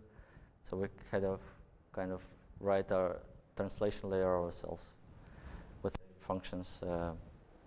Basically, PRTG can ping HTTP endpoint like from the previous session live, and then health back, or something more advanced. And then that endpoint can go to Azure and request the data from Azure Monitor. That's our own endpoint. And then it kind of works. There is another blog post there. Deployments. The previous setup before Azure looked like this. Somebody RDPs to operator machine, then runs a PowerShell script which copies all the files from some prepared folder, starts all the services, and a very nice tool we used for SQL, SQL compare. Anybody knows that? It's very cool. It's quite expensive, I think, but hey, we had the licenses. So for those who don't know, you manage all your scripts in a folder, and then you say desired state of my SQL server is this, all the tables, all the stored procedures, indexes, and then this tool will go and compare your real database with your folder, show you all the differences, and then ask you what would you like to apply them. You still need to write some custom migrations for data and so on, because it's not smart enough to understand how you change the shape. But for keeping SQL clean, especially when you have like 600 stored procedures, it's a very handy tool. And they have a backend which runs without UI for 5 times price, I think, so that you could integrate with your CI/CD pipeline. But you can also do it using database projects from Visual Studio, right? I don't think it worked. I think we tried it and there were problems with it. It wasn't smart enough, or we didn't maintain it properly, or I remember hearing about it. I don't think I tried it myself, but Well, you can actually it gets through a backpack, but it's Or on generate a production. script, or just use your build server. Yeah. But they have another tool. It's called ReadyRoll. Yeah. Running game, much better. Yeah, so that creates all individual scripts. Yes, but it's state based, but showing you the desired state, but you write your own migration script. So it doesn't do this, because this does differential compare. yeah. Production. It's actually quite smart. It calculates the order that it has to apply things. It makes it reliable, like copying first to temporary table, and it does a lot of smart stuff. It works almost always. So if you have the money, it's a good tool. I'm sure it's better than Visual Studio. Then for deployment, we started using Octopus Deploy. Nothing really specific about Azure, but it works good with Azure. Just coincidence that we started using it. We decided to take this opportunity to also upgrade our deployment pipeline. So we do everything in Octopus, in ARM templates, so the definition of the cloud environment. So we can spin up a new environment, for example, for automated testing, run the tests, and then spin it down. And that all works just one button click in Octopus. And production deploy is also button click, if you're brave enough. So the ARM templates are Azure Resource Manager templates. That's the one Jason I showed before. You can define all Azure resources in templates, and you have some parameters to parameterize it for different environments. We did all this job. It turns out to be much easier than it sounds. Sometimes it's hard to find the proper parameters and so on, but there are tricks to this, like see what Azure generates. If you go to the portal, to a resource that you created manually, you can see an ARM template. It's full of crap, they create too much stuff there, but you can always find one parameter that you need and then copy paste it into your template, and that works. So it's 4K of JSON, very relatively readable. It's JSON, so it's not code, but it's okay. And the nice thing again that you describe just your desired configuration, and then the tool will actually compare it to your Azure, and then with some rules will apply the changes. It's not as perfect as SQL compare, I would say. Sometimes it misses something, but if you know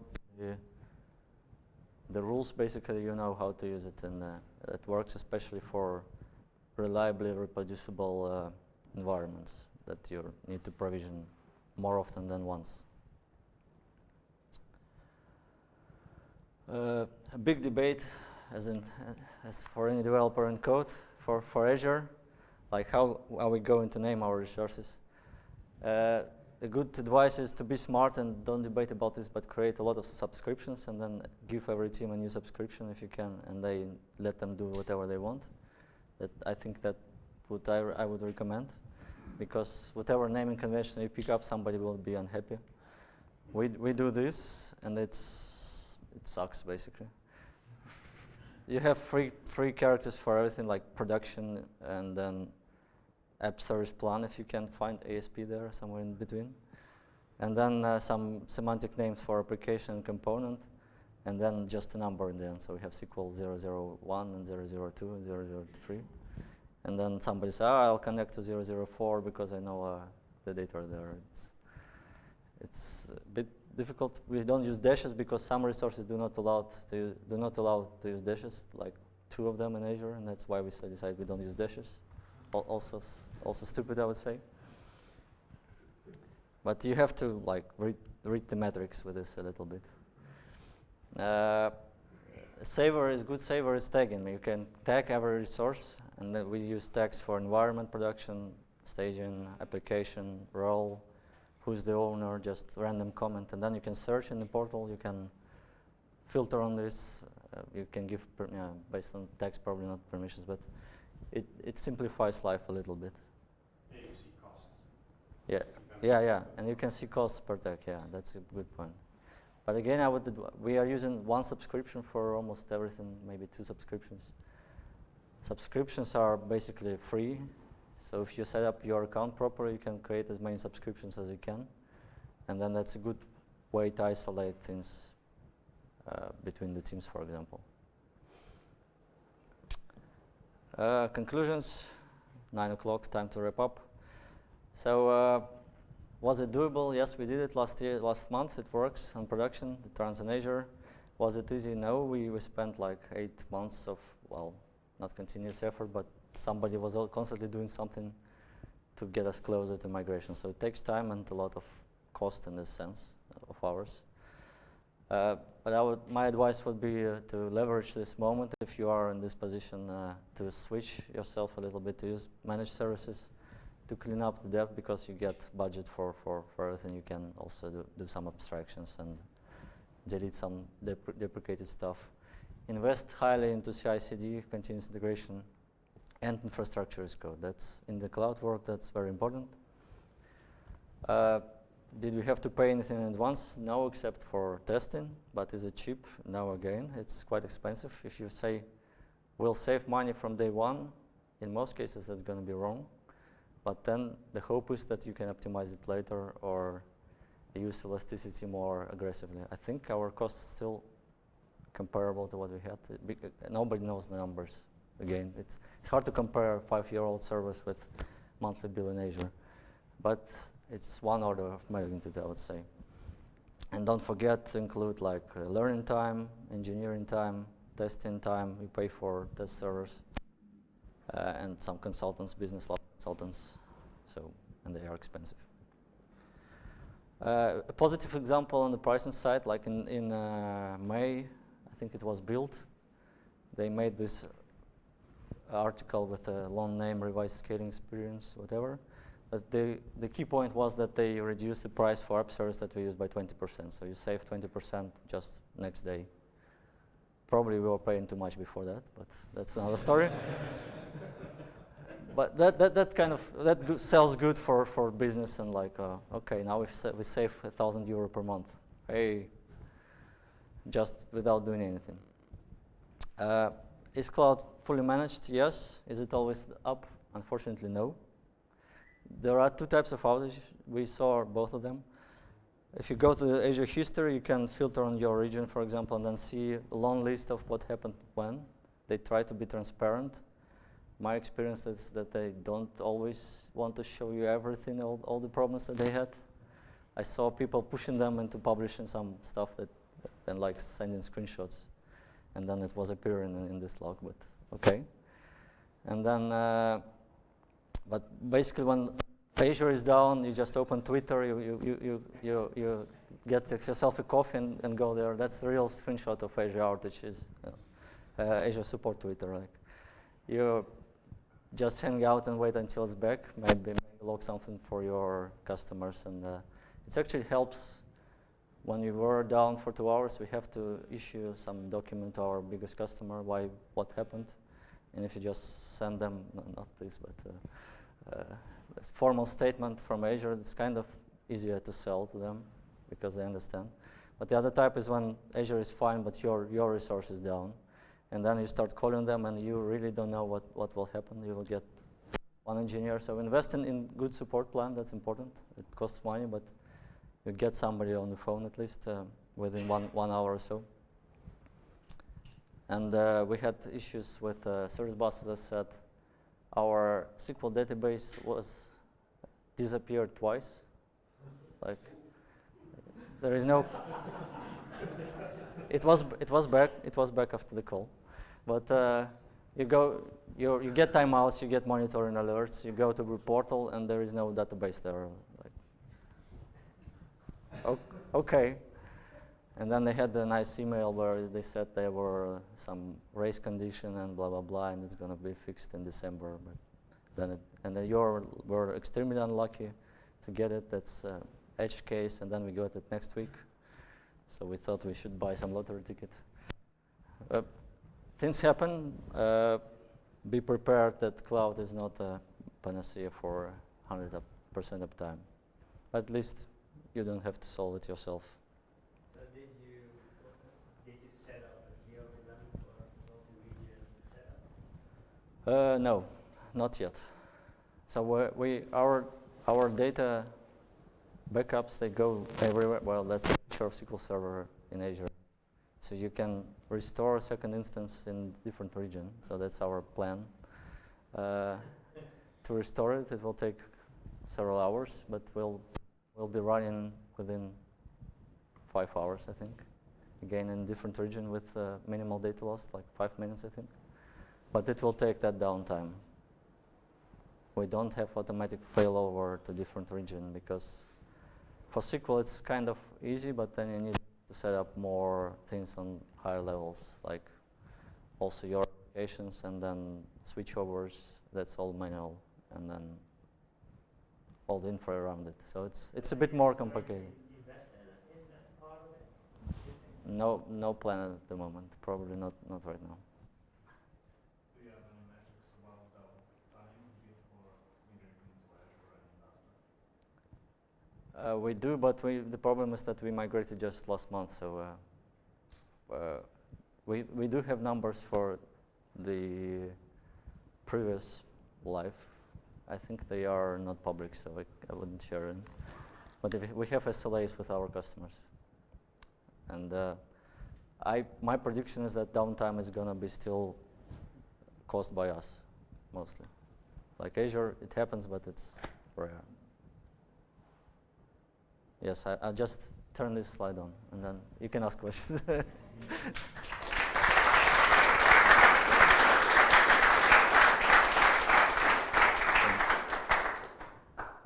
just wondering, for the things that were not supported by Azure that you were using before, did you consider using a hybrid solution, like keep some stuff in your own data center? Yes, a good example is that one database was using a lot of Azure SQL Server Broker custom code, and that was kind of hard to migrate to anything. So the plan was to use something called Azure Managed SQL Instance. That's like they install the full SQL Server in the cloud and they manage it for you, kind of.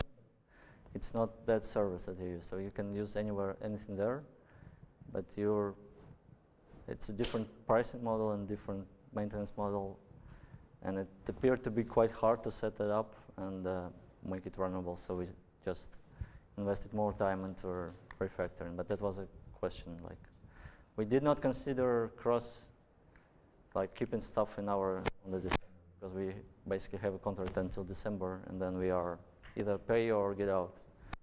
So the mix could be possible, but it wasn't a good solution. Also, you get like cross data center issues. So one application still runs in the old data center because we have time until December, but it's a small one. Yes. Should I throw that thing? Or that should be fun.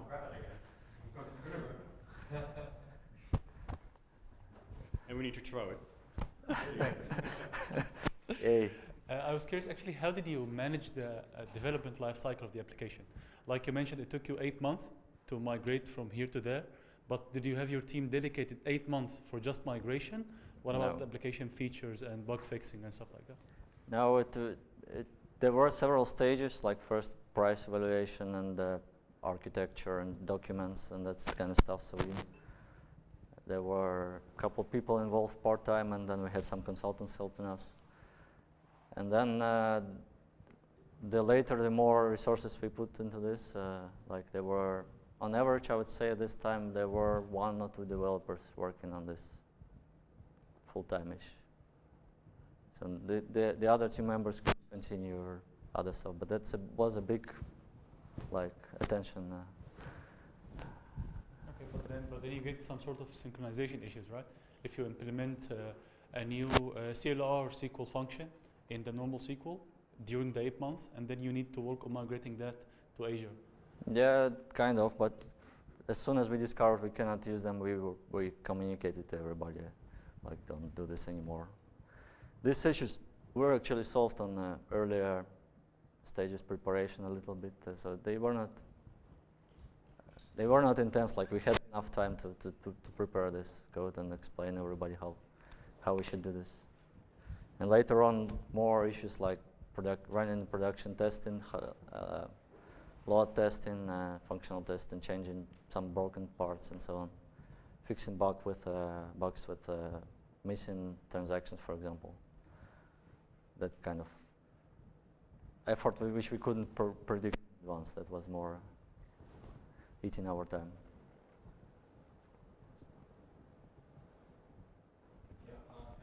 You don't have a box, you cannot talk.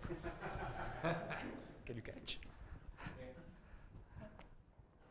Okay. It works. Have you used the feature of Azure Active Directory? My question is, that was not covered here. So if normally in an organization we use Active Directory for authentication, how did you migrate all the users from Active Directory to Microsoft Azure AD? We use it for our internal users. So the whole organization is in Azure AAD. AD, yeah. But I didn't work on this. I'm not an IT guy. I don't know. I think it was relatively straightforward. I think we even did this before this year because we already use Office 365 and all that kind of stuff, and it somehow integrates magically. But I'm not in. No. Okay, then somebody did a good job because it was very. Yeah, because the roles are different. All the. Frankly, I'm not good in that, but for me it just worked. So. But for external customers, we don't use AD. We use some internal authentication, legacy stuff. And regarding your performance related slide, how did you mitigate all those things, problems which you shown in your slide? Which one? For the performance challenges in my Azure. Service bus. Yeah. Yeah, I kind of explained that we bought like the biggest tier we can with the money that we can, and then with Azure engineers found the solution with configuration and that kind of stuff. There are multiple knobs and which are not very intuitive for us mere mortals, but they know some hints. Okay, so do you recommend Microsoft Azure as the cloud provider, or there are other better cloud providers? Yeah, I'm right. I just want to. That was. Yes, I do. Okay. But frankly, I have more experience with Azure, so it's good. They are working hard to make it as good as possible, for sure. Recently became the biggest one. Okay. I think they cheat a bit, like including Office 365 and that kind of things. That's cloud. That's everything which is not in data center cloud, and yes, they are doing a good job. But the downsides a little bit were those issues with Azure SQL and Service Bus, which are the old services. We are not like running Kubernetes things or serverless. They are relatively old. They change it all the time still, and you get those problems. We felt sometimes that we are somewhere a bit on the edge. Maybe we are advanced use case, or I don't know. Take this box. Yes. Take the box. Do you have, is the pricing done over a contract of multiple years? You can. Because I thought, what can you do? You've done all this migration, and then they raise the prices. You can choose. For some services, you can reserve them, they call it. Right. You get a discount. You can do it for 1 year or 3 years. And then you get some discount, but you basically promise to pay this every month. You don't have to pay in advance, but you say, I will pay at least this for SQL.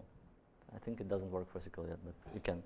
But for otherwise, pricing are not guaranteed. They can increase them, but I believe that didn't happen a single time yet. So they are in a race, arm race with Amazon and Google, and they decrease prices, but I don't think they ever increase them. I'm not sure. Maybe there are exceptions, but Yeah. that wasn't a big concern, at least for us. I don't know. Maybe they can, but that's kind of, it's gonna be a headline of the news if they do it. I'm pretty sure.